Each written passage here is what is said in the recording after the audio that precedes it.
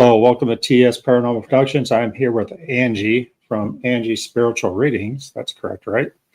It is. All right. And you also do paranormal investigations, which I did not know because I just look at your Facebook a lot and it's all tarot cards and readings, but give your group a little shout out. Okay, I am a paranormal investigator with War Party Paranormal. We have a South team, which covers the Miami Broward area, and a North team that primarily handles the Palm Beach County area.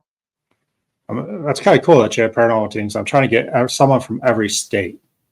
I mean, that's kind of my goal, and now I have Florida down. So, Yeah. paranormal wise, how's Miami and all that? I've done some really interesting sites in Miami. The Gold Coast Railroad Museum, which is fantastic, has a lot of history there, a lot of hauntings there, and I've had some really interesting experiences. And actually, the University of Miami came and filmed us while we were there on an investigation as part of their final project for a film production class that they were taking. And it was pretty awesome. And their final product, which can be found on my socials, was they did a really fantastic job. I was proud to be part of it. I was honored to be part of it. So that was pretty interesting. And next weekend, not this weekend, but the weekend after, getting an opportunity to investigate for the first time ever the Coral Castle, which has a very interesting history that I have to say I'm not exactly, I try not to study the history of a location. I like to go in and just organically feel what's going on there. So although I know that the man who bought it did most of the work himself, kind of a little bit of an eccentric, and supposedly it's very, very haunted. So I'm really looking forward to getting down there and seeing that kind of incredible site and hopefully get a lot of really cool things. Is this the first time you're investigating, or is this the first time it's been investigated? I think it has been investigated before, although they are very, very specific and very particular about who they let in. They're Yeah. very scientifically driven for the data that they want collected. So we've been given the opportunity to go in there, a very small group from our team. I think we have 34 members in our team. There's only 5 of us that are going. So very, very small portion. And I'm honored to be chosen to be able to do that. So there is some history surrounding it. There are some reports of hauntings, although I was not able to find any information of any paranormal team that Oh, actually legitimately investigated it. that's I good. could be wrong, but I didn't find any. Well, that's a cool opportunity. Um, It's so cool. yeah. And So then the Old Davy Schoolhouse, obviously also in Broward County. That's a fantastic location. I've had some of the most interesting things ever happen to me there. And then, Palm Beach County, Riddle House, that's one of my stomping grounds. I've investigated the Riddle House 40 or 50 times probably. So, yeah, so a lot of cool places in our area. Probably not as cool as in other parts of the world because we're not quite we don't have as much history, but we have some really interesting places, some really cool places to investigate. yeah, I mean, you hear like paranormal wise, like you don't hear much about Florida I itself, know. You're which right. is kind of odd. I never really thought about it that way, but like most of it's out west or up north. I mean, maybe because that's kind of where the U.S. started and moved west, then south. I don't know, Probably. but Yeah. most of the famous known places are more north, but you have Savannah and everything right by you too. So I mean, Was just at Savannah weekend before last. I was honored to be part of their psychic panel, and the paranormal team was part of their paranormal panel at MacabraCon that was just held at the old historic Savannah Theater. okay. So that was pretty awesome. I've been to Savannah a couple times. It's interesting. It's you just can't go anywhere and not get the feels for. Yeah. Can you hold on 1 second? My dog's barking, so Sure, no problem. let me run real quick.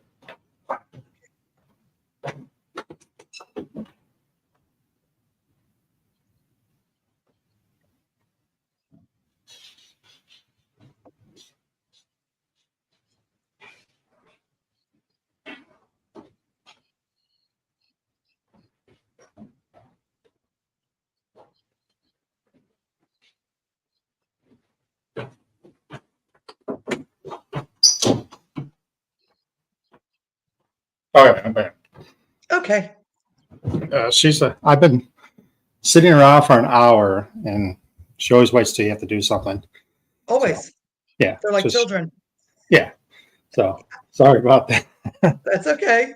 So we're talking about like history and stuff, but the one thing you guys have in like Miami is culture. Lots of Yes. different culture down there. So does that play a effect? I think it does. And members of our team have worked with the TV show Univision. And so they've done a lot of things with Univision. I don't speak Spanish, so it's not one of the things I've ever been able to get involved in. Um, but culturally, I've run into some very interesting cases that were probably created, not not like real true ghost hauntings, but some kind of eerie effects of people doing less than great things to somebody else. Yeah. So I've run across a lot of buried objects, part of ritual ceremonies and those kinds of things. So the cultural impact does make a difference. I talked about my one friend. He's from Puerto Rico, and he grew up down there till about he was 10 years old. And one thing he talked about is, the different religions, different culture, they know that there's paranormal out there or the unknown, but Mhm. they don't talk about it. Absolutely. So Absolutely. you find that a lot down there? Is that I do. And listen, I always say that I was raised Roman Catholic, so I kind of know about not talking about it. yeah, Um, and there are a lot of religious belief systems that, people struggle with because they know that there's something there, but they really aren't supposed to think that there's something there. And culturally, it's funny because I had a group of guys come to one of our events. And when I say that these were probably four of the biggest human beings that I've ever seen in my life, my hand fit in the palm of this one guy's hand. And I only know that because as he left the building, very scared, he held my hand on the way out. And that was kind of one of the guys said over and over again, my grandmother would kill me if she knew that I was doing this. My grandmother would kill me if she knew I was doing this, over and over again. So even though they were incredibly interested and very curious, they really weren't supposed to be. So they were kind of going against the grain a little bit, but they still banded together in this group to come out there and be tough. They didn't last very long in one of the houses that I brought them into, but they were a fun group of guys. yeah. I So mean, yeah, I'm and sure you they know a open little their eyes. now. So let's talk about. So how long have you been doing paranormal? The paranormal investigation thing for me is, I'm gonna say 7-ish years, not a whole lot of time. Some people have a lot more experience than I do. Um, and it's funny because I got into paranormal investigating very by chance. I didn't even know it existed. I didn't know there were paranormal investigators. I didn't know people went out and did this kind of thing. And I guess I never needed to know until I needed to know. And I'm what most people would consider a natural born psychic. I've always talked to dead people. When I was younger, I just didn't know that they were dead. I just thought they were my friends. Everybody talked to them. Everybody saw them. No big deal. I was never scared. I never had some horrific experience where I felt that I was haunted or tormented by a spirit energy. Never. So it wasn't until my second near-death experience where a lot of things kind of changed for me in my life, and I felt very lost and very confused, and I felt that I was. I'll back up just a little bit. During my teenage years, I kind of pushed it all aside because no one wants to be the weird person.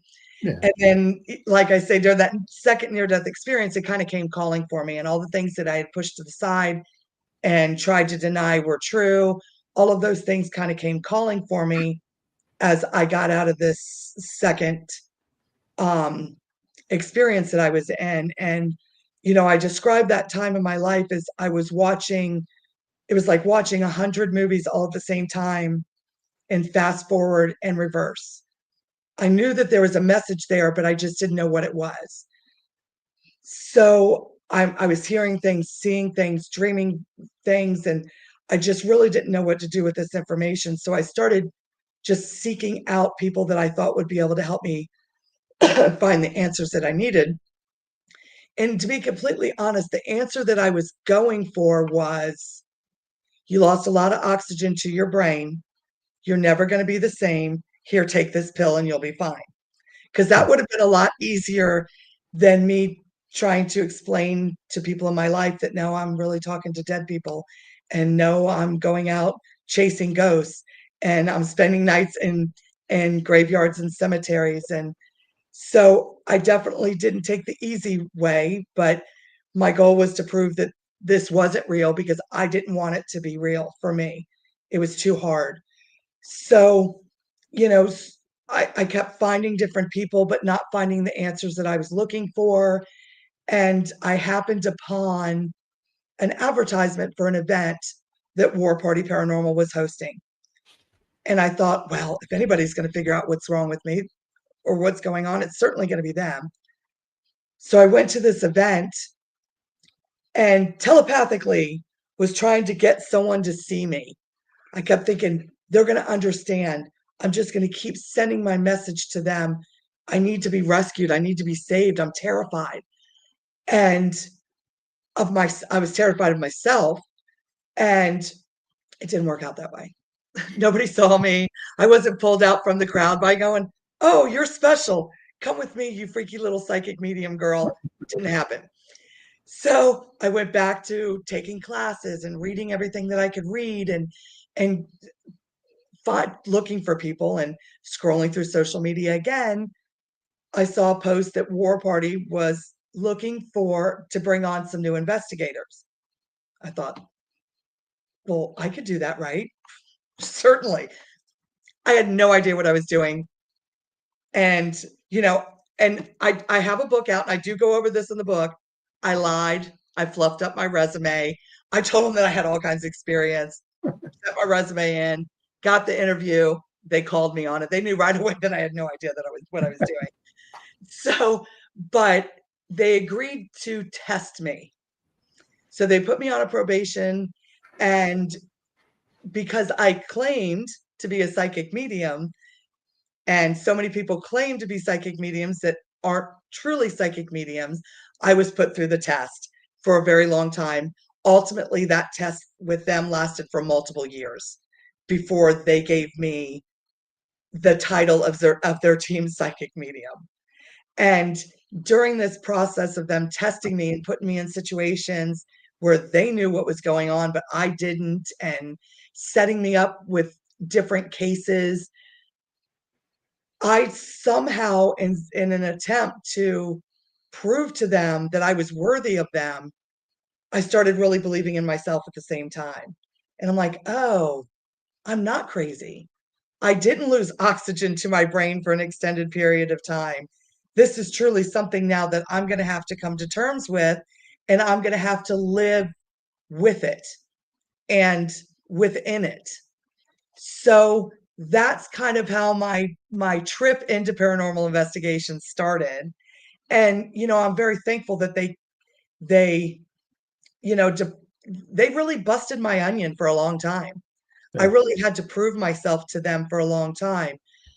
But without that trial, I don't think I ever would have believed in myself and believed in my ability to communicate with people that are no longer here, to understand the concept of energy and the concept of sometimes I say the most random things, but that's truly the message that was sent to me, and not questioning when I say things that just seem really weird.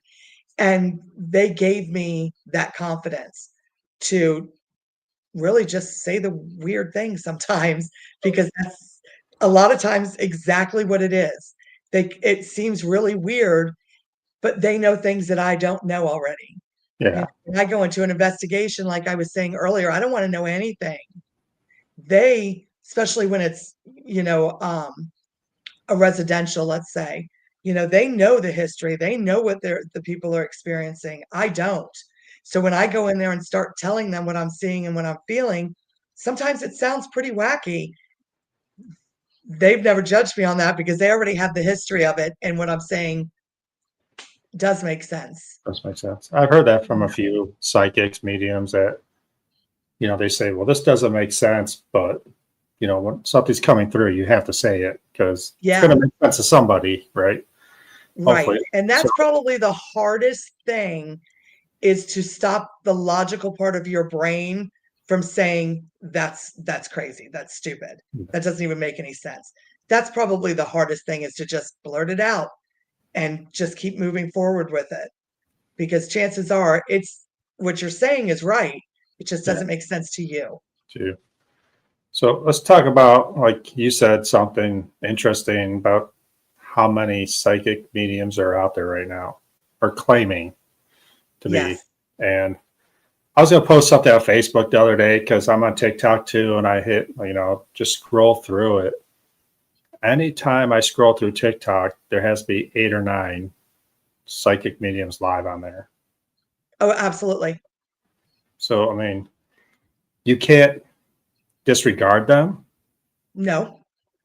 because you have no proof that they are or are not. But Correct. it's kind of hard because, 10 years ago, it wasn't like that. I mean, what are your thoughts about it? Well, I'm going to say that part of that is just because the world is a lot more accepting now. Okay. So, 10 years ago, 15 years ago, for someone to come out and say, by the way, I talk to dead people, I talk to spirit guides, you were a subsect of a subsect of a subsect. And people thought that your goal was to fleece them. Your job was to try and take their money. You were trying to instill some kind of fear. And there are still a lot of people out there like that, unfortunately.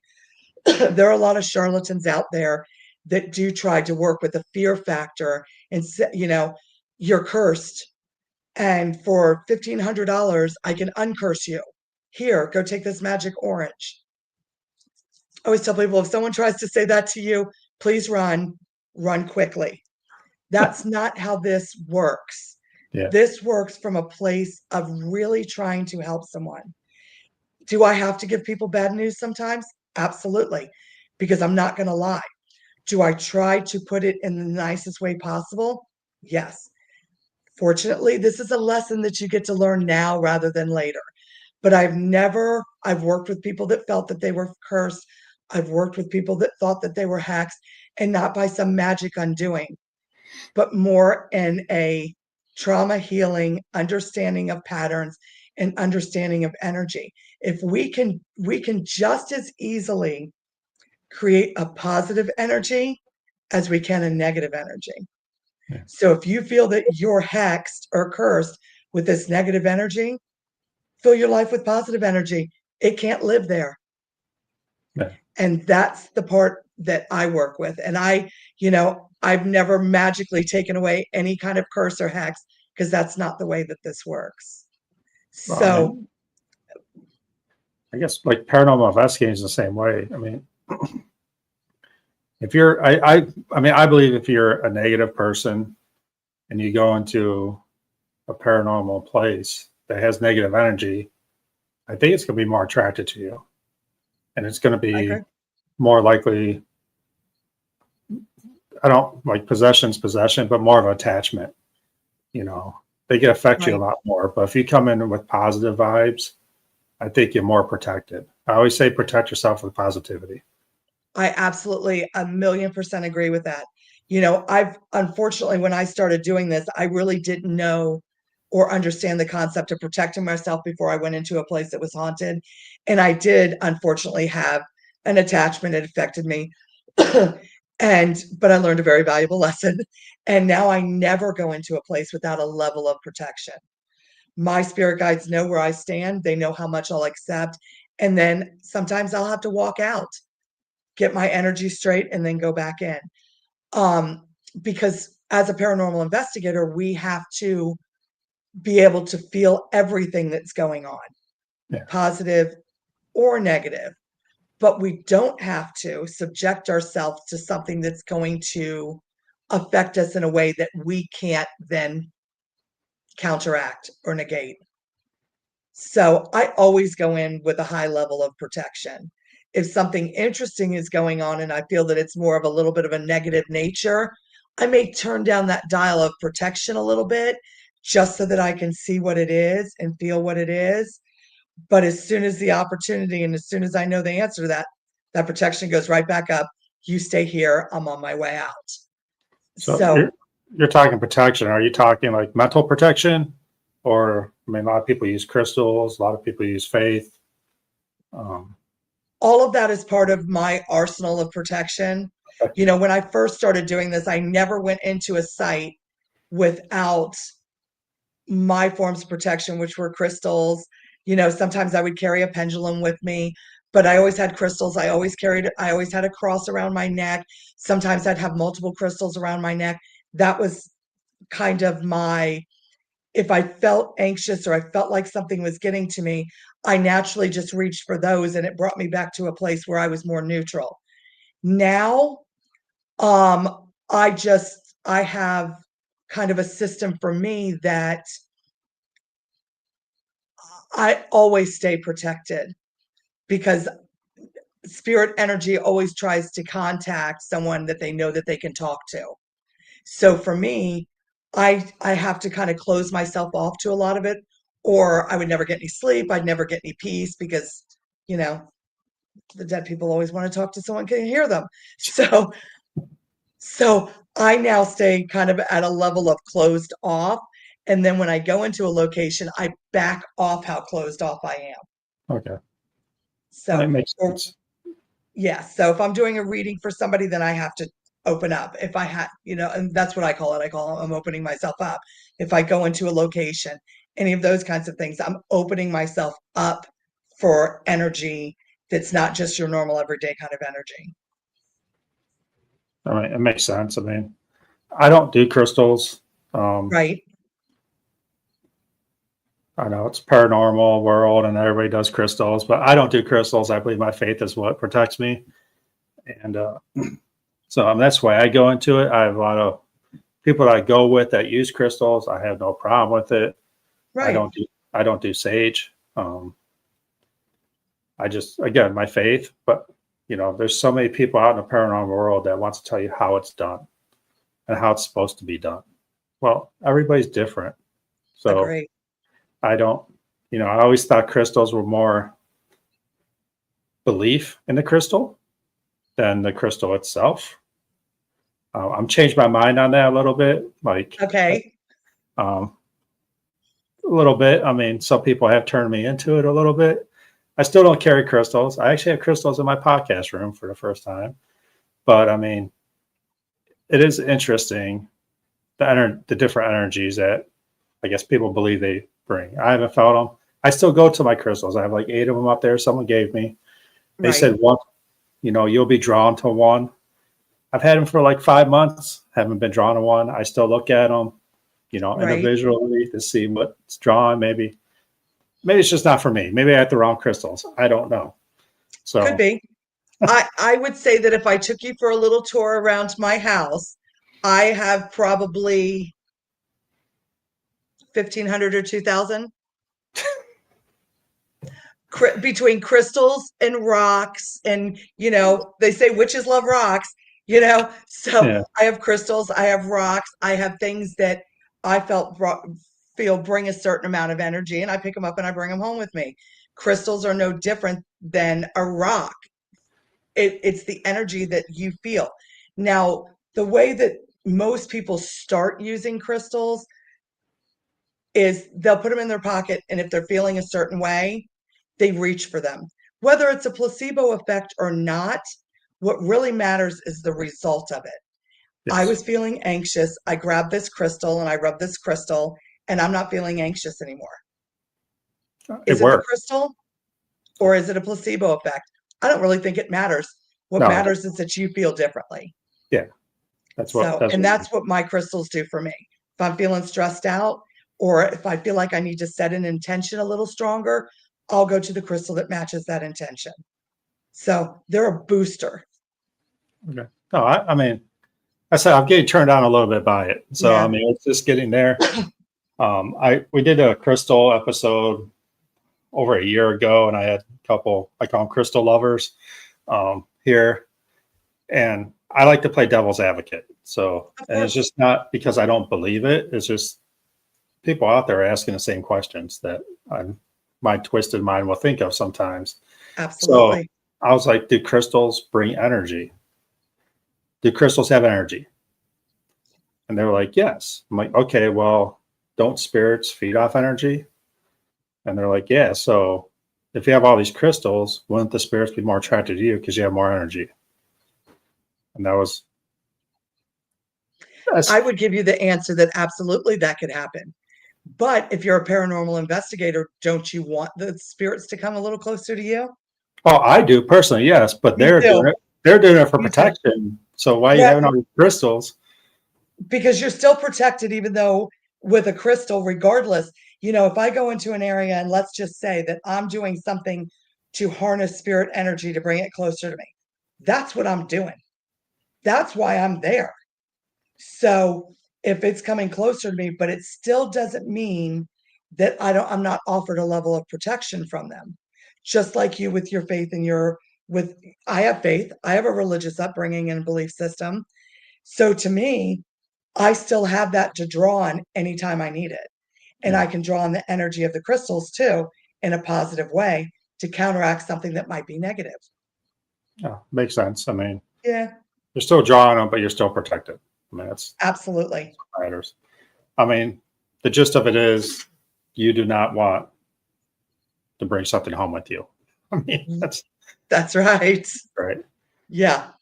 Let's Leave it back, where it. yeah, let's backtrack a little bit to what you said before when you were a teenager and when you were Okay. younger. You had dreams and everything. When did you learn to control the? I guess you can't really turn it on and off, but when can you control to block out so your mind can rest? And actually, that didn't come until probably 5 or 6 years ago when I actually learned a technique and somebody gave me some advice and it was great advice. And I've been kind of using that since then. And basically, it's okay. Just because spirit energy wants to talk to you doesn't mean that you're obligated to answer or acknowledge 24/7. You have the right to claim your space, just like you do in paranormal. I'm claiming my space. Don't come home with me. The same thing that can happen energetically. I had to learn to claim my space. I just recently moved. The house that I was living in before, I lived in for it was for 20 something years. The house was about 100 years old, which some parts of the world, that's a young house. In Palm Beach County, that's an old house. Yeah, And my house was absolutely haunted. And I welcomed. You're welcome to come by. This is a nice, safe place. If you cause problems, I asked you to leave. So for me, I had to develop a system that this is not a free for all. We're not running a ghost frat house here. If you want to talk to me, you can talk to me under certain conditions. So I set up this three wind chime system. And I had one wind chime that was very light, very easy to manipulate. I had one that was heavier and a little more difficult to manipulate. And then I had one that was super heavy, hurricane required to manipulate it. If you wanted to let me know you were here and for me to acknowledge you, you have to just tinkle on the one little light wind chime. I'll stop what I'm doing. I'll ask you if you need my attention. If not, you were just saying hi, that's fine. We'll move on. If you go to the medium-sized one, then I will stop everything. I will get focused and I will pay attention to whatever information is coming to me. If you hit that third one, never happened. But then I knew it was something serious. I knew you really needed my undivided attention. Something was trying to get to me for a very important reason. The third one never went off. The one light one, and of course, I'm a paranormal investigator. I made sure there was no fans, no air conditioning, nothing. So if something went to it, I would stop, usually look up and say, is there something you want to say? Usually they just tinkle it one more time and kind of move on. Okay, no big deal. But I had that system set up so in case of an emergency, they needed to break through and had something to say when I was off duty, they knew how they could still get to me. So we kind of reached a happy understanding. Don't bother me all the time. I can't do it. I'm exhausted. Mm. But if you need me, you can still have access to me. And it Have, worked out for many years. have you ever had a spirit that's like, I'm talking no matter what? Oh, yeah.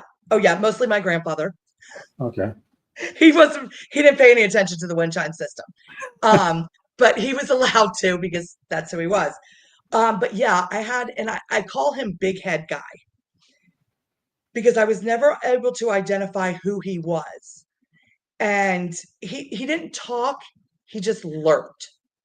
And the reason I call him Big Head Guy is because I would always see him at like the top of the threshold of a doorway, and his head was huge.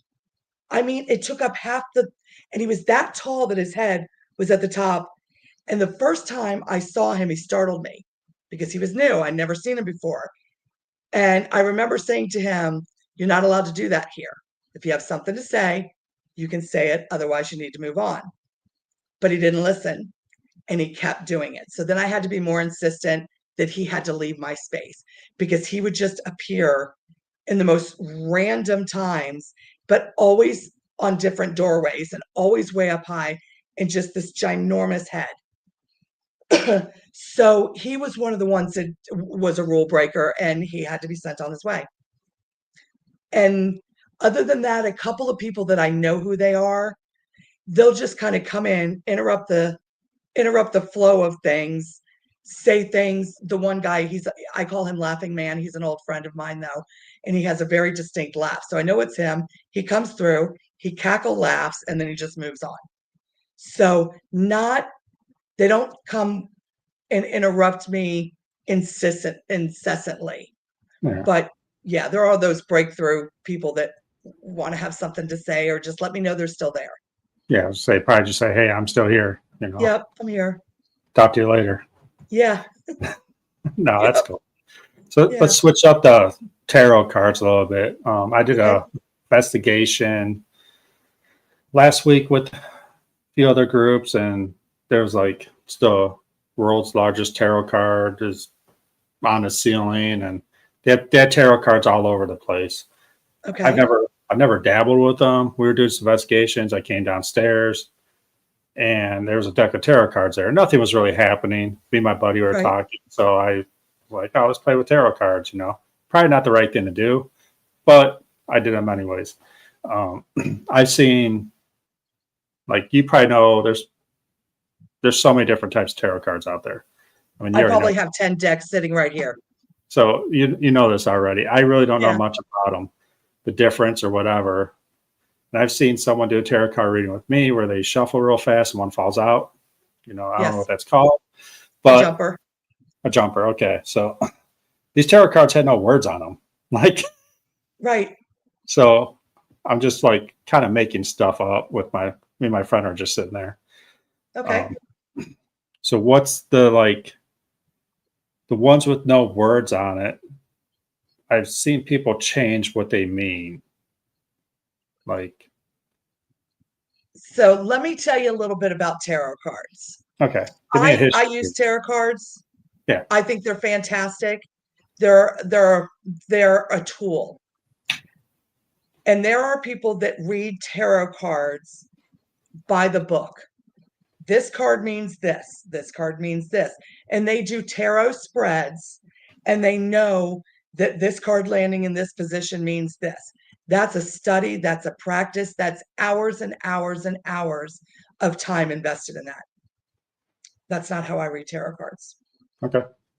I use tarot cards as a tool, usually to make my client feel more comfortable. My readings are all empathic and intuitive readings. Do I know what the cards mean? Absolutely. But the way the cards fall, the sequence that they fall, that changes the reading every single time. So, and the energy that's put in them and the question that's asked. So, by the book, actual tarot card reading, it has its place.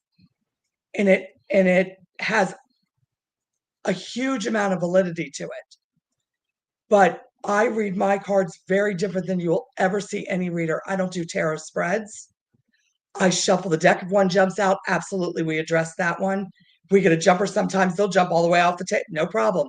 That's the one that wanted to come out. But I shuffle the deck. I divide the deck. Then I spread whatever half they want to work with. And I let the client start picking the cards. And Okay. they pick the cards. That is their energy coming out into those cards. And then we read the cards based on that. I read the cards based on that. But 90% of what's coming through is their energetic information to me, my intuitive nature, my empathic, and occasionally the spirit's guide going, they pulled this card, but they really need to know about this. So sometimes I will say, we're going to stop there and address something else that came up that's much more important than knowing that, you're maybe going to get a bonus or something, So my readings are probably very different because I know the tarot deck. I have, like I said, 10 of them right next to me, and then probably another 15 at my office.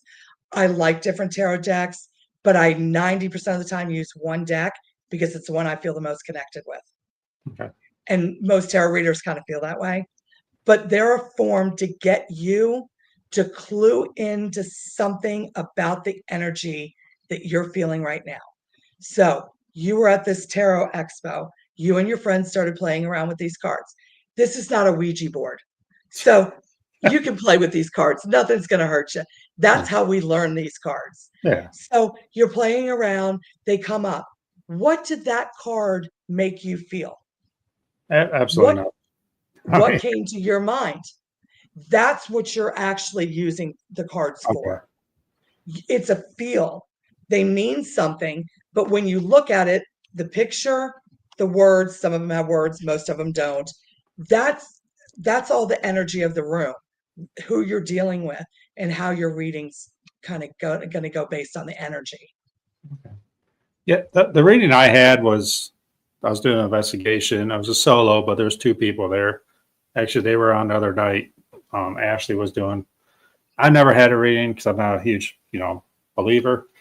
Right. But again, she kind of pushed me to more believer because the stuff she came out, and like you said, she was doing the jumpers.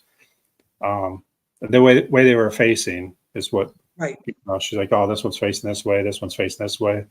Right. One fell off the table. She's like, whoa, stuff like that. The stuff she said, though, was stuff I never said before.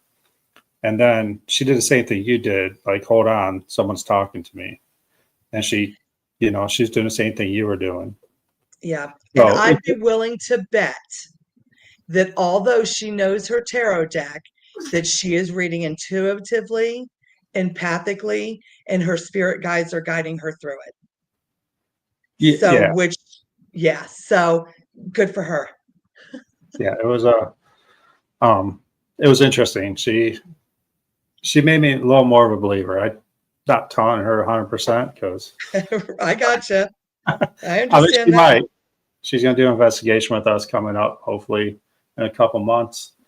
Her and her friend. So it was interesting, and again, like when I first started paranormal and started the podcast, like I was totally like playing devil's advocate with everything because I wanted to know. But it was until I actually started talking to people like you and Hmm. her who are just not, I don't want to say claiming because I can't disprove, like again, but Right. you guys have a lot more in-depth knowledge and maybe just explain it a little more. Yeah, and listen, I firmly believe I'm cynical about a lot of stuff too, and Yeah. I don't think that anybody should ever go into a situation without some sort of questioning. We can't just blindly walk in and go, "Well, you said you're this, so you must be." That would Yeah. be a foolish way to live life. So coming in with a degree, I appreciate when people have a degree of cynicism. I won't accept criticism or judgment, but anything, if you're questioning, all the more I learn more about me every time someone asks me a hard question because it forces me to really think through a lot of things that maybe I hadn't even considered. So Yeah. I'm down for the hard questions. I mean, look at when you got into the paranormal group, you had a probation period for what, 2 years? And I don't think that was a probation period for you to the group. I think it was a probation period for you to yourself. That's what it It sounds like. probably was. Yeah. Yeah, because the typical probation was 90 days. Yeah. I didn't even get a shirt. Yeah. Yeah. So, yeah. And then it kind of went from that, to we're not sure who you are, to me being called the paranormal bloodhound. She said, if something's going on, he would say, if something's going on, she's going to find it. Yeah. And yeah. So, but you're right. It took a lot. I needed to be asked the hard questions because I needed to know where I stood. Where are my lines? Where is my level of understanding? You know, I tell people ask me, I use the term positive energy and negative energy. No one will ever hear me use the word other than in this context, demon or demonic, or that's just not something that I'm comfortable with. It's negative energy. It can be counteracted just as easily as anything else. So I'm not, I don't sensationalize anything. I'm here for the legit. And if somebody questions what I'm doing, good, give me a chance to really rethink this. Maybe I didn't have a clear understanding of something. I love to learn from people that's how I got here, Yeah. was learning from people that know a lot more than me. And there's still a million of those people out there. And I like to learn from those people. And I like to question myself because that's how I learn and grow. No, that's what you need. I mean, you're talking like how you had to learn. I had you might, Emily Paranormal from the UK. I had her Hmm. on a show, and she's, from everything I've watched from her, she's never claimed to be a medium on Right. on Facebook. I mean, she might have. I might have missed it. She has 10,000 videos out there. So, Right. but when she was on the podcast, she referred to it, and I was like, wait, because she actually goes to a church. Well, they call it a church, and I guess it is a church where they do mediumship, and Yes. they gather. And she started going back to learn, which probably would help a lot of people how to control it and Absolutely. how to enhance it and control it in both same times. And I think that's like, it was kind of interesting to me and kind of cool that there's a group, and not all of our mediums. Some are psychic, some are psychic. I don't know the difference between psychic and psychic medium and mediums. I mean, I know mediums. Maybe you can explain this a little bit to me. So, what do you consider yourself, a psychic medium, a psychic, or a medium? Yes, both. I'm a psychic and a medium. And Okay. they are two different things, although the lines get very blurred even for me. And I believe the big difference is one of them, the psychic hears the information. A medium hears and feels the information. And I Okay. think that that's the difference. And like for me, a lot of times, especially when I'm on an investigation, I don't always know where the information came from. Did I hear it? Did I feel it? Or was it an energy thing? Did it whisper in my ear sound? I don't always know where I got it. I just know what I saw, felt, or heard. Yeah. So a lot of times someone will say, well, did you hear that? I'm like, well, I heard it from somewhere. I don't know if I heard it in here. I don't know if I heard it through here or if energetically it told me what it was. So I have a very difficult time sometimes knowing where the information comes from, but I know that I have been physically affected in ways that I knew how something happened to somebody. Okay. You know, even with clients, I'll say, so, what's with the choking? And they had throat cancer, or, what's going on with the kidneys and there's a problem. So I feel things in my body as well as hear things.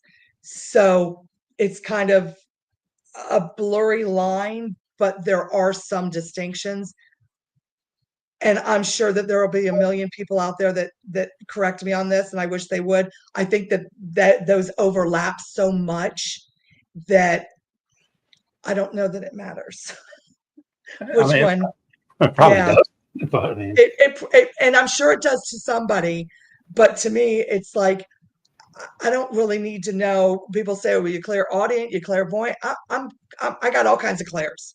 They're just, I get it all different ways.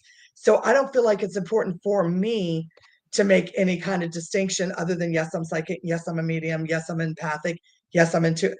I it's all there. It's all this one big bubble. It's information that I get to share with you. Kind of all that maybe matters to me.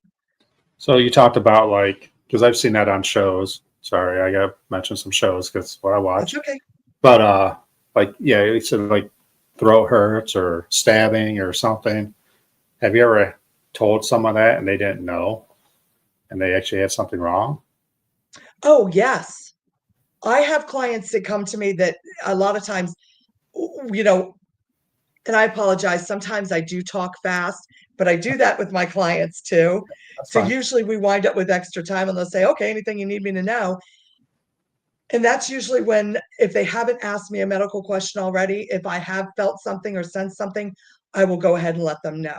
I was working, I actually was not working. I actually went to a class that somebody was hosting. And one of the girls that was with her boyfriend that was actually doing this, what I know now was kind of a paranormal expo, but I didn't know it then. And they used a spirit box, didn't know what that was then. And I felt so compelled to tell her that she was medically having some issues. So I went to her after and I said, listen, I'm going to tell you what I saw, but I really think that you need to go to the doctor and have blood work. I said, I see blood. I saw like veins and like blood cells. And I said, I don't know how I got there. So, but you need to have blood work done because I think that you have diabetes. She did. She hadn't been to the doctor yet. She did go and follow up. Not a life or death situation at that point for her, but go to the doctor. And I have seen other things similarly, like you might need to go get a chest X-ray, Yeah. because I felt some kind of pressure, and they usually will listen to me and at least get checked out. I would rather, very rarely do I ever want to be wrong about anything. It hurts my feelings when I'm wrong, but I'd rather be wrong and they went to the doctor and it was nothing than to not say something that was given to me. So yeah, I have had to say, you got some problems going on here. And a lot of times I'll feel in my body where that's at. Or I'll start coughing and I'm like, oh, okay, what is this about? And it sometimes will take me a little while to put it all together in my, because I'm doing a reading and so many other things, and my spirit guides will go, dummy, you know, it's the lungs. Why do you think you're coughing? Yeah. Or something like that. I'm like, okay, well, I got it now. So I do. And yes, I have been right, unfortunately, too many times on that. Yeah. I mean, like you said, you'd rather be wrong and not and say something than rather be Right. right and not say something. Because Yeah, if all else fails, they went and got checked out and everything's good. absolutely. And I mean, Absolutely. that's what you're hoping for, but it Yeah. doesn't. I mean, so there's also on Facebook, there's a lot of people that want to do like Facebook Live readings. Yeah. I mean, what I've do been you? encouraged to do that a million times. I have not done that. And my real reason behind that is I don't think that I can do it all. I don't think that I could read somebody's comments, pay attention to my energy, get a reading. I don't think that I could keep up. I just don't think that I'm that coordinated. Do I think that it is possible to absolutely read somebody through a screen? Sure. I've done phone readings as far away as, well, I did one. I've done Italy. I've done Panama. So you can do phone readings. You can do Skype readings because I'm getting the information from somewhere else. Yeah. So do I think that there's some people out there that absolutely do that with a legitimate nature? Yes. Yeah. It's you're in danger, inbox me thing that kind of rubs me the wrong way. That fear mongering that just really, the goal is to fleece somebody. I'm going to give you a free reading, but in that free reading, I'm going to tell you everything that's bad. And then, or I'm going to tell you a little bit that's bad, but then inbox me. And for blah, blah dollars, I'm going to tell you the rest of it. And then for blah, blah more dollars, I'm going to fix it for you. That's the stuff that rubs me a little wrong. That's what I get asked. Through TikTok, I was telling you, like I just scroll past them right now because I find it interesting, so I'll stop and watch for like a minute, and next thing I know, I got inboxes. Oh, I felt something. Message me. Yeah. I'm like, come on, like I was literally on there for 15 seconds. Right. And listen, I get them all the time too. Yeah. I get them all the time. I was scrolling through your TikTok or I was scrolling through your Instagram. Inbox me. I felt some real negative energy around you. No, you didn't. No, you didn't. It's all positive here. Yeah. And I don't think that anyone should solicit business that way. I run my business. I know that it can be very difficult to run a business, a successful business. Yeah. I'm fortunate that I am blessed with having a great clientele, and I do work at promoting my business, and I do post on my socials, and I do all of that. But my goal is not to have one client a week that pays me a ridiculous amount of money so that I can make her or him afraid of their life and them to think that I'm the only one that can make that better. My goal as a reader, my goal as a spiritual advisor, most of my clients come to me for emotional trauma healing. That's where we go. We're working on some real stuff, not fear. We're working on healing. We're working on having a better life. We're working on having better relationships. We're working on setting intentions with good energy. No place for fear in any of that. No. Yeah, people profit off fear too much. That's right. So it is. I mean, that's the way it is. But like you said, you still have a business to run. So yes, I mean, it's hard because you're out there helping people, but also I just from talking to you, I guarantee if, I don't know, like somehow you came into a lot of money, you would love to do this for free because you want to help. And like with the paranormal investigation stuff, obviously that's all free. I pay for my own expenses, as we all do. And I have had people come to me at events, and I usually say, that's not why I'm here, but give me 5 minutes. Let me see if I can get away from the team. And if you're struggling, I'm here. I'm here to help you. And I will do that. But you're right. And listen, like I said, I am trying to run a business and I'm very fortunate, but I also have a full-time job. I work a complete separate job. Yeah. I do this because this is what I need to do, because this is what's important to me, because this is what I love. And I run the business. Like I said, it's successful and it's fantastic. But I do that so that I can go and do the other things that help other people. I'm definitely not retiring anytime soon. No. We always talk about that. People are like paranormal, like, oh, you have a group and you do all these investigations, you help people, you have your own podcast. I'm like, yeah, it cost me a lot of money. Like, That's right. That's right. I don't, That's I don't, right. I don't make money here. I mean, what my enjoyment, I mean, paranormal investigating is a hobby. I Yeah, mean, to 99.9% of people out there, it's a hobby, and absolutely. it's an expensive hobby. It is. But It is.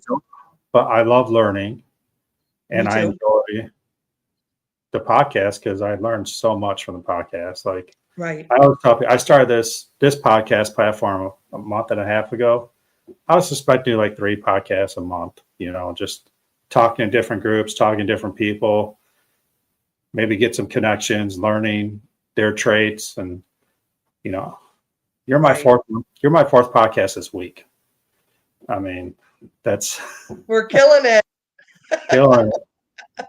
And yeah, my wife's not too happy about it, but I mean, Well, yeah, but you have to have a hobby, and this was that's my right. hobby, and I loved Yeah. it. I love everybody I have had on the podcast. It's just been unbelievable. I mean, it's just, I mean, talking to you, I didn't know anything about you. I mean, I read through your stuff, and I made that little, thumbnail today with the tarot cards, put you on there, and I was actually thinking, I'm like, I know nothing about tarot cards. I'm like, am I supposed to put Right. these? Am I supposed to put these 4 together? Is this like a bad omen? Like, I have no idea. I didn't see that. Sorry. I was busy all day and just finished up right before I logged on. But I put a post on my socials too, and I used my information and your logo, and I Yeah. mushed it all together too. So, Well, we I did our took best. the black and white tarot cards off your Facebook, so I kind of Okay. rearranged them a little bit, put your logo up there, and I'm like, are these tarot cards are they allowed to touch each other or Yes, like I they have no are. idea. Like, Yeah, they are. They are. You're not going to summons any negative energy with that. You're good. uh, I was thinking I'm gonna get some bad message from you, like, what are you doing? I'm like, No, no, no, I mean no. it's been fun talking to you, learning. Thank you. Um, Glad you came on. A lot of people I um, email try to get them on. I think you actually messaged me. I Uh, did. yeah, and it was I get a few now. I'm starting to get a little more popular, I guess, but Yeah. um, it was nice because again, I scroll through people's Facebook a lot, try to figure out some questions they ask, but I didn't know you were in a paranormal group. I didn't even know you did paranormal, to be honest. Okay. I thought you just did readings. I mean, that's what I was excited about. Excited that you do paranormal. Yeah, And it's great that you're going out and doing that. I can't believe you guys have that many members we in your. do. We're a big team. Yeah. So are you guys just all Miami or just? No, we have several groups, we're probably about half and half. About half live in Miami and half live, I'm more north of that. I'm in Palm Beach County. Okay. And so we have several that live in Broward County, and we actually have one member that lives on the west coast of Florida, and I can't remember where she lives over there. And if I say the wrong one, she'll kill me, so I won't say the wrong one. But she lives on the west coast of Florida, and she joined our group, so she travels back and forth as much as she can and joins us for events. So fortunately, we have Palm Beach County and Broward County, and we get to kind of cover that whole area, So I which mean, is good. how far do you guys travel for investigations? Um, Probably Miami is the furthest that I'll travel, for just a normal regular investigation.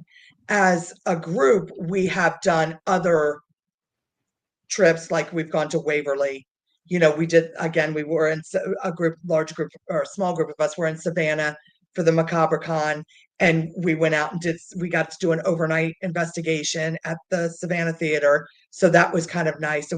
So as a group, we do. And October, we're going to, and I'm probably going to say this wrong, Gilcrest, Hillcrest? the old, Oh, in, Gilchrist. Yeah. yeah, we're gonna be up there for his event in October. So we'll do an investigation there. So how was Waverly? I've never been to Waverly. So Waverly was fantastic. Waverly was probably, it's been a while since I've been there. And I, being the cynic that I am, I was really expecting it was all hype, that I'm going to be there like, whatever. I was so impressed. I Or was so amazed. I was so blessed that I got the opportunity. And I think the biggest, which, you said paranormal investigation, expensive hobby. Absolutely. I'm fortunate that I am most of the tools that I bring with me. yeah, So I'm usually a flashlight and lip gloss kind of girl, and occasionally I remember a camera. Everybody else is there. They have all the equipment. They confirm what I'm feeling and saying. But Waverly is a place that the more equipment you bring with you, the the more you're doing yourself a disservice. okay, It is a place to sit, be quiet, and just watch, because there is so much movement around you. When it is the darkest, light wise, that a place that I've ever been in my life, and yet you can still see spirit energy moving. How is the darkest thing you've ever seen, but yet a spirit energy is now darker walking by? So it was just really an incredible experience to just sit there in that. So yeah. I've had that it's great. once in the basement where it was pitch black and a shadow went by me. Yeah. So I had to be I like, mean, how cool is that? yeah. I mean, I thought it was sweet. People are like, "Weren't you scared?" I'm like, "No, just a That's why I'm shadow." here. That's why Yeah, I'm here. I always say Yeah. that. Peter Pan lost a shadow and he was trying to find it. So I mean, it can't be that bad. Right. So I always say, listen, if you hear something go bump and if you hear a voice and you see, uh, well, that's what you came here for.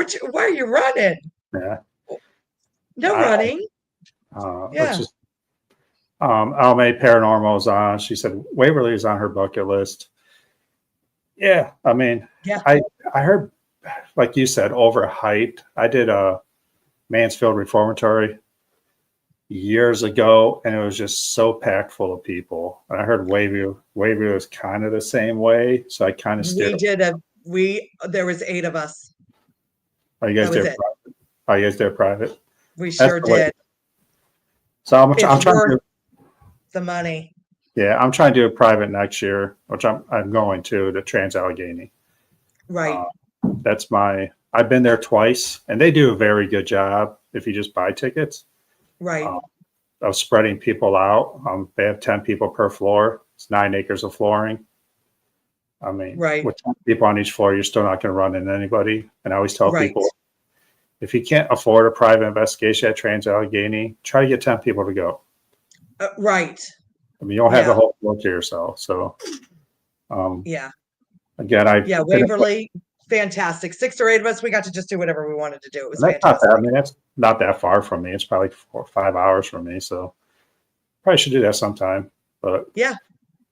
yeah, I've had the privilege to investigate with some other groups. I've been collaborating a lot, and every group I investigate with, they're going to be invited to Trans Allegheny next year. So I'm going to try to get Right. 20 of us to go down and have a good time. Um, yeah, I know you did the outer buildings. Jealous, jealous. That's kind of my goal is do a private investigation in the main building, then do the outer buildings the next night. Right. But okay, let's talk about this because that's 2 in a row. Okay. Being a psychic medium, do you have paranormal hangovers? That's what people talk about. I sure have. I have had, not only have I had paranormal hangovers, but I have when we talked about earlier about, how do you protect yourself? And I said, well, I had to learn that the hard way. I had a paranormal overdose. I experienced all the symptoms of having an overdose. It was incredibly embarrassing. Everything that once lived inside my body decided to leave my body at a rapid rate. It was awesome. So that's how I learned about protection. But I have had paranormal hangovers that have wrecked me for the rest of the weekend. They are a doozy, energetically just wiped out. Nothing you could do. And, and I always say, not sponsored, but if Celsius is interested, I drink a lot of Celsius to get me through most of these investigations. Celsius wouldn't even work on a paranormal hangover. No. You're toast, useless toast, just enough to get through your adult responsibilities, which is pretty much not turning into a mushroom on the couch. Hangovers. So, yeah, definitely an experience, something that I didn't know that existed until the first time. And People it's always, happened probably 4 or 5. people always talk about it. I'm like, I never had one. Like, if we did a trip in June, we did 6 places in 5 nights. I mean, we were back to back to back to back, and I'm like, Right. I'm good. Like, whatever. Yeah. Like, I don't. I mean, I always joke because I'm a ginger, I have no soul. Maybe I can't have a paranormal hangover. I mean, Well, I think the more empathic or intuitive you are, I think it probably affects you more. Because for me, I can't go into a public place. I can't be around other human beings and not feel all that energy Angie, yeah, without protecting myself. When I shut it off, I can't feel all this energy. I have to function at the grocery store. I don't I don't want to feel this guy's sadness. I just need peas, so you shutting it off. But when you're doing the investigations, no, all that energy is coming in and being sucked right back out. So, yeah, I've had some doozies. I bet. I mean, I don't. Worth it, but yeah. I mean, you're doing a lot. So, I mean, so your go-to equipment is yourself, Yeah. obviously. Yeah.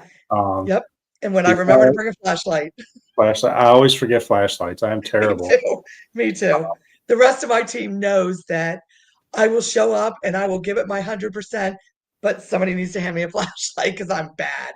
Yeah, Yeah. I love basements. That's my thing. Dark basements. I love them. They're Nice. creepy.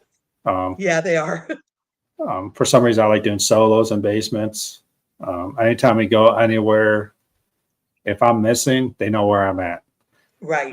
Usually in a basement with my little $35 recorder and no flashlight. I mean, that's the way. Because That's you the way. forgot it. Yeah. Uh, Yeah. I'll be paranormal. I have a good question. I'm probably saying that wrong. I just meant them to. But what kind of prep do you do mentally, physically before you go into an investigation? If it's a haunted location, basically, the only prep that I do is ask my spirit guides for whatever protection that I'm going to need. I ask them to allow me to feel everything that they think that I need to be privy to, but to keep me at a level of protection.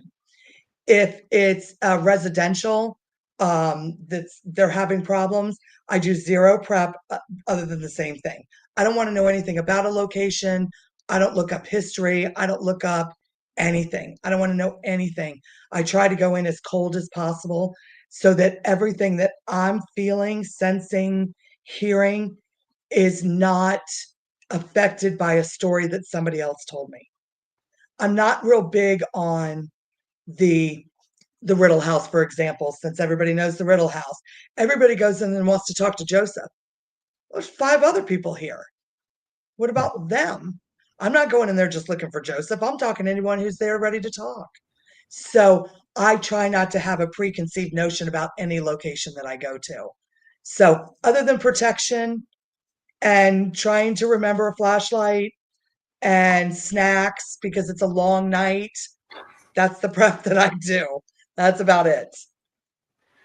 Yeah, I was a little upset. I did an investigation with Alme and Verona and 27 Spirits the other day. Then they posted a picture of all these snacks. I never saw them there. They were hiding them out on me.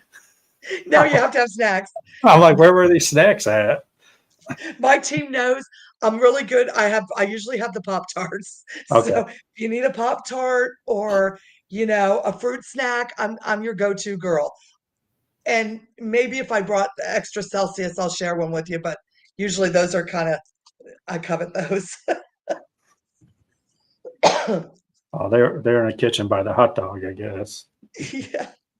No, I mean, I'd say it's great working with other groups and everything. It's just My team, we have 7, 8 people on the team. Right. It's just been so hard to get everybody together all the time and, It is. working.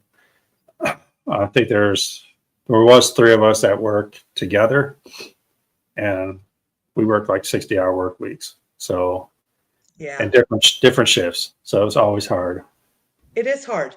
Everybody has their own lives. They have families, they have jobs, they have, some like me, I work 2 separate jobs and I'm not the only one that does that. And so it is hard. Like today's Wednesday. We have an event tonight at oh my gosh, down in Miami. My gosh, I forgot where it was. That's terrible because it's a beautiful location, amazingly beautiful location. I couldn't be there tonight. By the Mhm. time I get off, work, drive 2 hours, investigate, and then drive 2 hours back, I can't do that. No. Yeah. So unfortunately, some of it, we can't all make the events. So it's Yeah. unfortunate, but we do our Alma, best. yeah, Alma make more. Yeah, peanut butter cup brown brookie. Oh my, dude, I'm a peanut butter freak. I should have I'm smelled down those with out. peanut butter. I'm down with the peanut butter too. Yeah. Just tell me where next investigation is. I'll show up. Yeah, Uh, peanut butter. no, I mean, I had so many questions while you were talking, and I forget what I was going to ask. I mean, that's the way it is because you're so much information. Yeah. But Alma, you got any more questions here? Because I drew a blank here.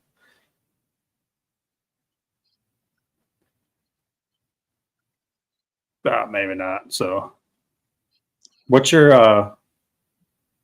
I will do bucket list. What is the one place you want to go investigate? Anywhere in the world.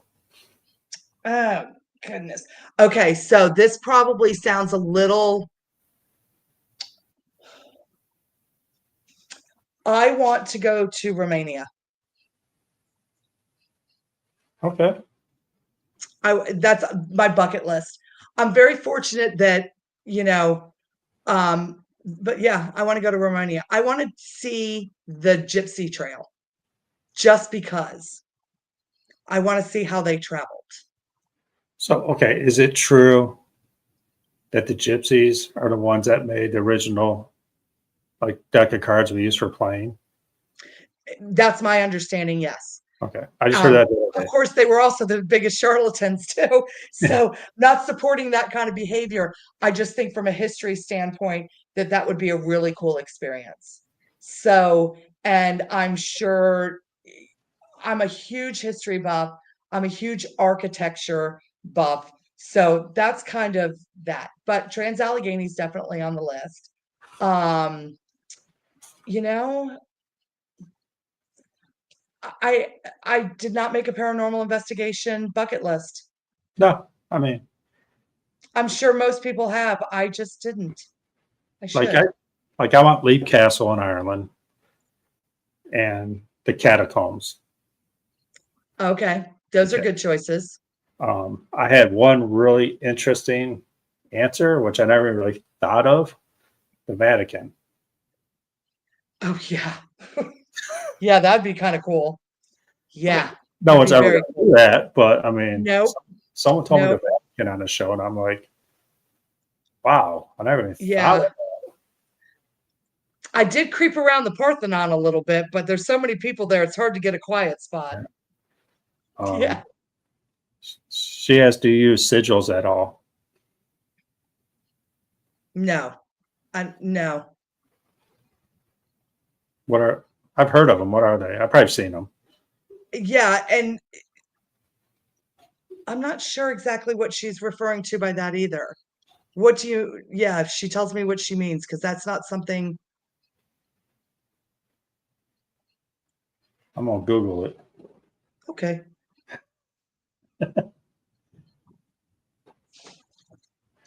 It says an inscribed or painted symbol considered to have magical power. I don't know. So like runes? Uh, I I don't mean, know. yeah, if it's runes, then no, I don't because I find them a little too complicated for me.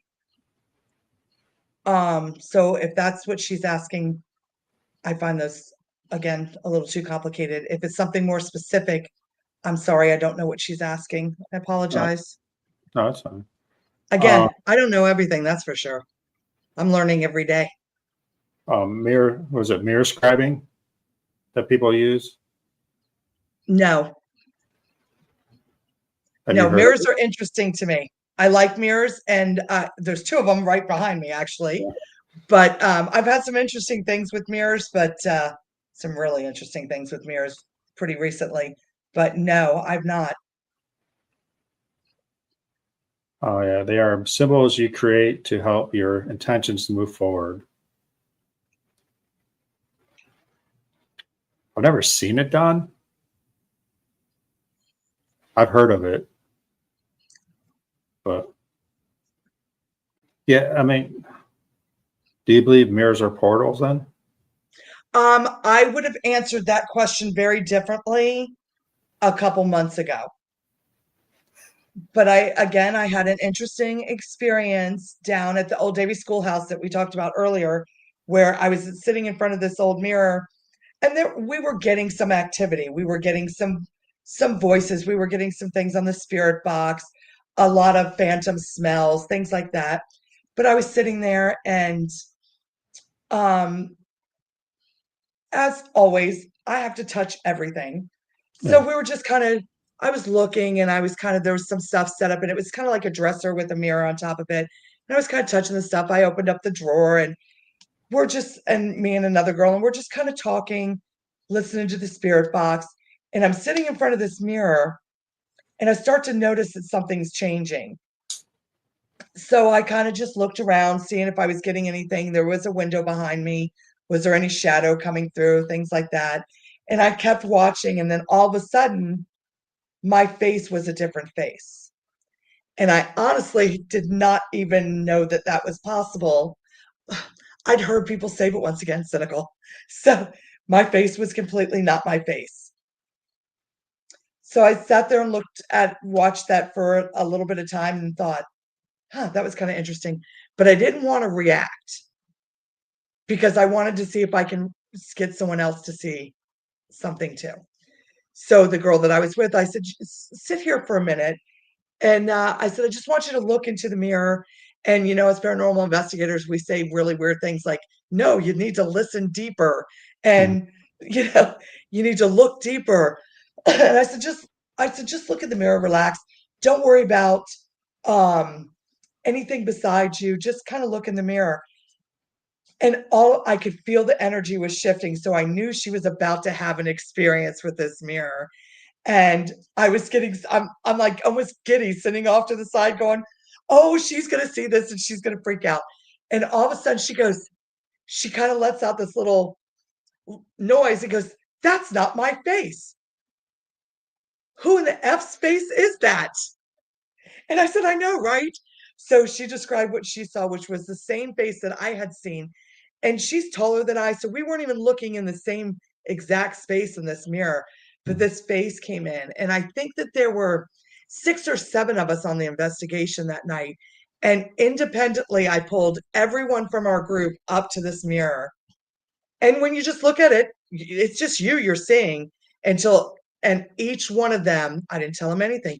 Each one of them experienced, except for one person, experienced the same thing. 2 people in the group experienced the same thing, but had more detail to it than anybody else.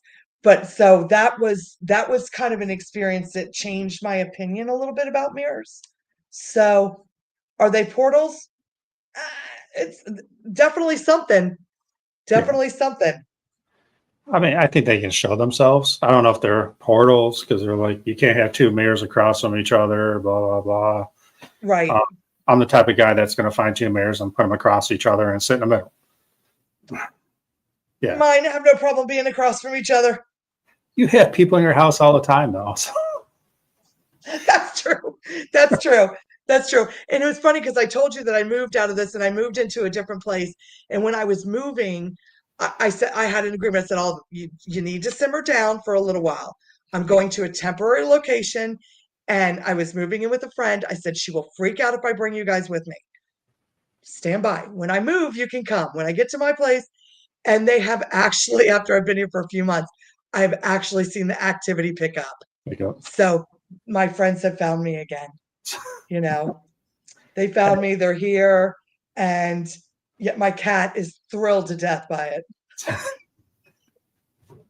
Hey, you're never lonely, so I mean, Yeah. no, that's cool. Well, we're an hour 20 minutes into this, so I mean, Okay. it's pretty good. I've always been trying to keep these an hour, and it's never happened once ever. Okay.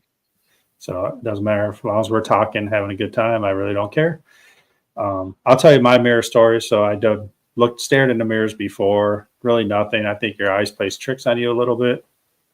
That was my thought until my last investigation. Right. My last investigation, I was doing an SS method in a coffin, and nothing was really happening. So I'm like, let's stare in this mirror. What the heck? What could go wrong?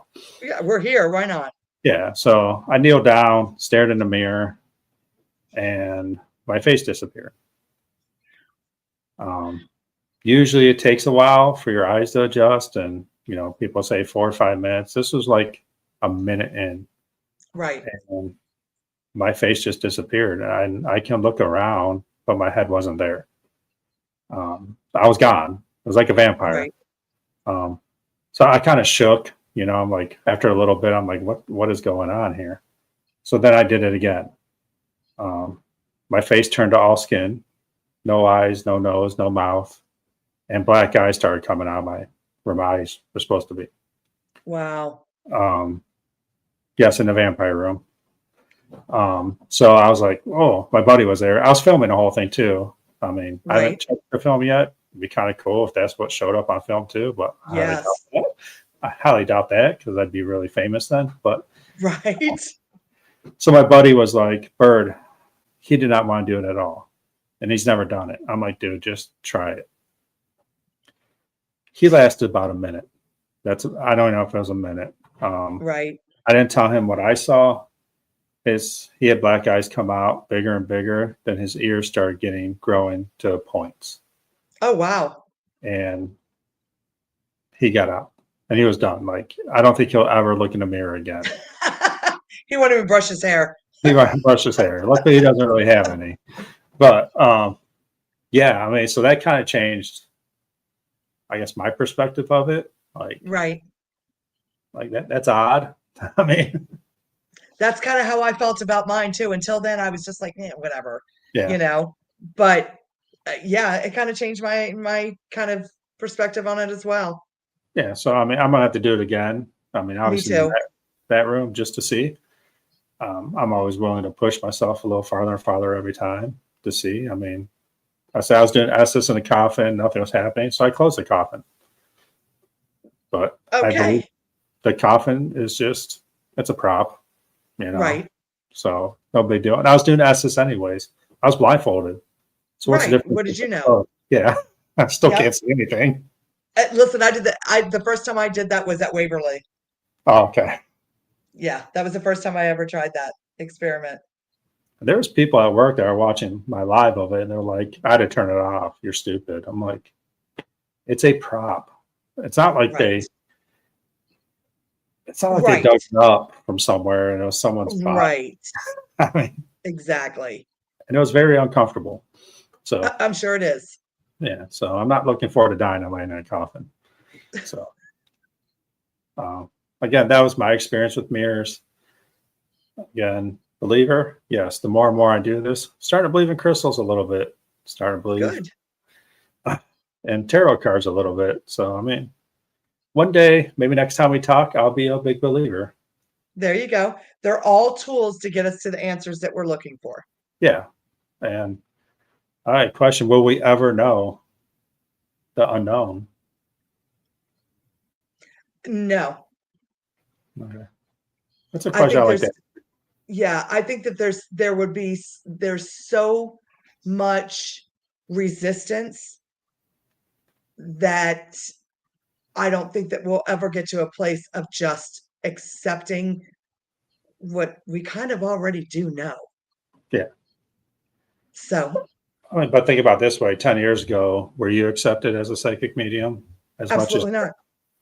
Um, yeah. So I mean, is it possible that because we talk about religion and Christianity, you didn't talk about that stuff, you know, 15 years ago, and there's more groups coming out now that Hmm. are Christian-based groups.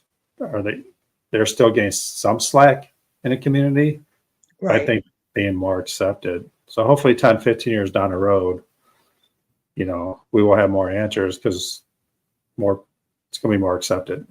And Right. I think we'll have more answers, but I think that there's still such no, but everybody's afraid of things they don't understand. yeah, And it's hard to, I think it'd be hard to ever get to the level of absolute understanding that the majority would switch to, oh yeah, that's fine. We got yeah. it all now. We figured it all out. I I mean, just don't know that we get that was my slogan when I first started this was don't fear the unknown. right.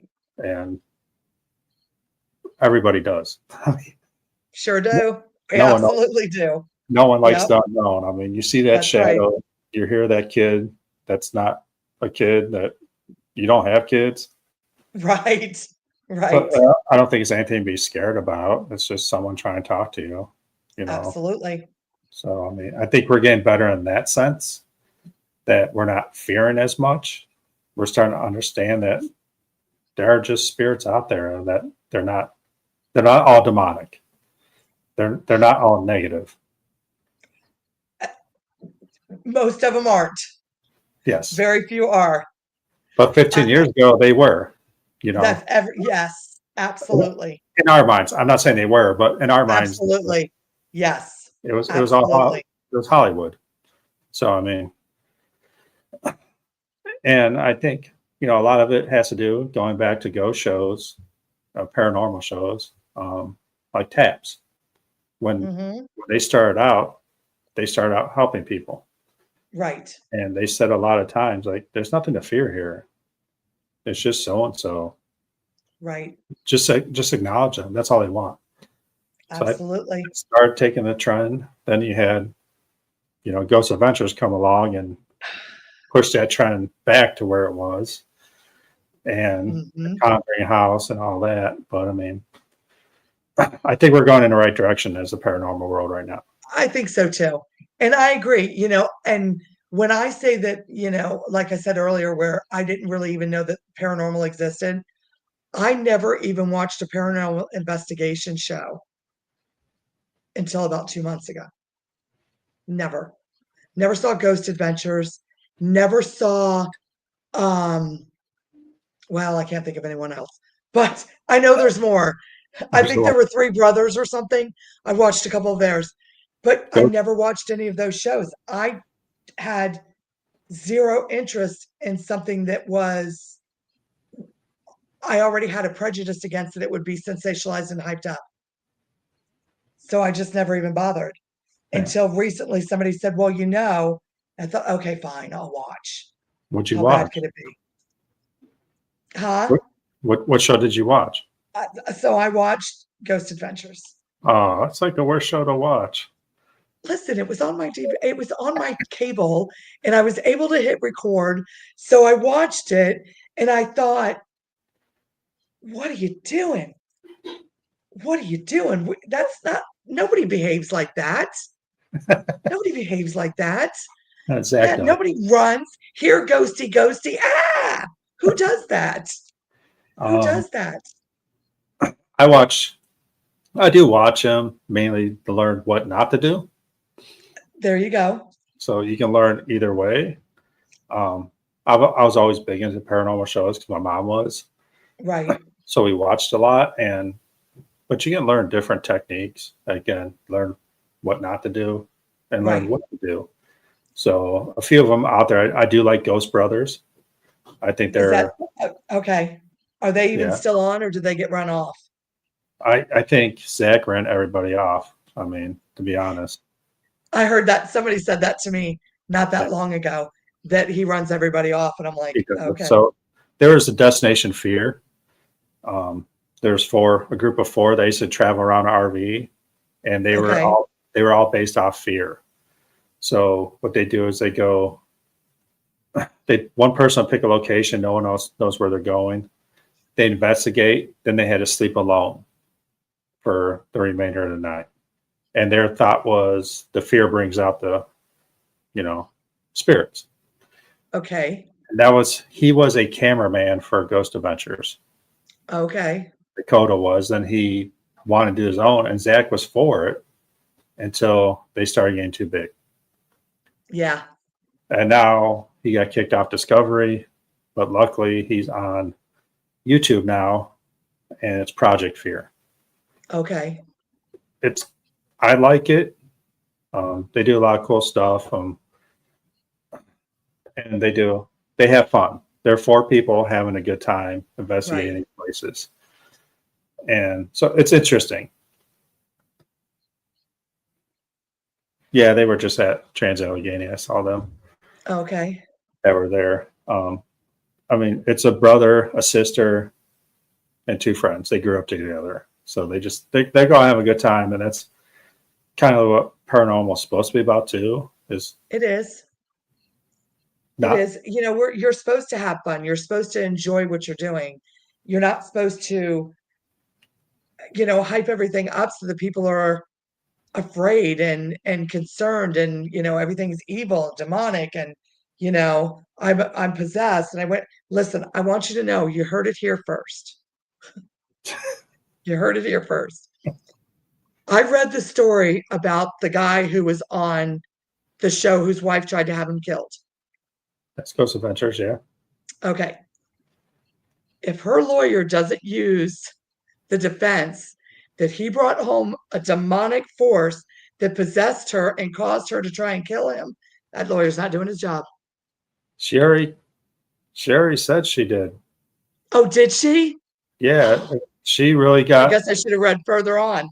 No, she didn't say that, but she said she was guilty, and pretty much Aaron only won. He won a couple bucks, and that's it. That was it. It's over. He just wanted. Wow. But he's had a lot of issues through that show. I know. So I like I said, I read some of the story about that whole allegation and whatever, her trying to have him killed, and I'm thinking every episode somebody's possessed. Yeah, that show's ridiculous. Of the ones I watch, so I'm thinking, okay, yeah. Listen, I've had the hangovers, I've had some situations, but if every week I'm getting possessed, I need a different way to do stuff. And all the orbs they see. It's just ridiculous. A lot of orbs. I actually watched their new one, the House Calls, and they were doing a show, and look at this orb. You can see the wings flap. They've never seen a bug. They have never seen a bug. No. Come on now. But whatever. It is what it is. Yeah. They make their money. They have fun. Hopefully he doesn't buy the Conjuring house. I heard he's the one that's going to bid on it. From what I heard, it's going to be Matt Rife, Jason Hawes, and Zach Bagans in a bidding war for the Conjuring house. I actually sang happy birthday to the Conjuring house guy who lived there, whose name I can't remember, Perron, whatever. He was at MacabraCon. It was his 90th birthday. So we got to sing him happy birthday. Nice. Yeah, I guess the original daughter, who was part of the real story, knows who wants to buy it. Like she has a person that she wants for them to buy it. I have a feeling it's Matt Wright, or not Matt Wright, Jason Hawes, because he seems really positive about the Conjuring house and making it right. Right. But they're saying it's not going to go less than $4 million for that house. I guess it depends on what your intentions are and whether you feel like it's worth it to you. Matt bought that the other house, the Amityville house or something, didn't he? What he bought whatever that house was with the Amityville doll in it. Yeah. Okay. Yeah. Sorry, I don't keep up on it. The Warrens house. Yeah. Yeah. I didn't know much about that house, but I heard they're charging like $4,000 a night to investigate that. That seems a little excessive. and you can film stuff there, but they have to review it before you can post anything, and they charge you to review it. That's Sad. then why bother? Yeah. Yeah. So For a paranormal investigator, that's not worth it. For a no, fan, maybe. no, I mean, not really. I mean, a lot of these places we go just to say we did it. You know, I Right. went to Trans Allegheny, I went to Waverly, I went to Ohio State Reformatory. There's Right. a lot better places out there. So, Right. but whatever. I mean, so okay, the Warrens. We're gonna end this up here. Again, appreciate talking to you. I learned a lot. Well, thank you. I'm gonna have to rewatch this because we talked about it a lot. We did. And We did. again, anytime you want to come back on the show, if you're doing something big coming up and you want to promote, and I'll let you promote your book before you leave. Okay. Then, or you did something big and you have Okay. some stories to tell, just drop me an email or whatever and come back on. I mean, Thanks. I appreciate that. I'm sure we can talk longer, but We could. I gotta keep my marriage is safe here. That's right. No, I mean, Yeah. she doesn't care. So, That's right.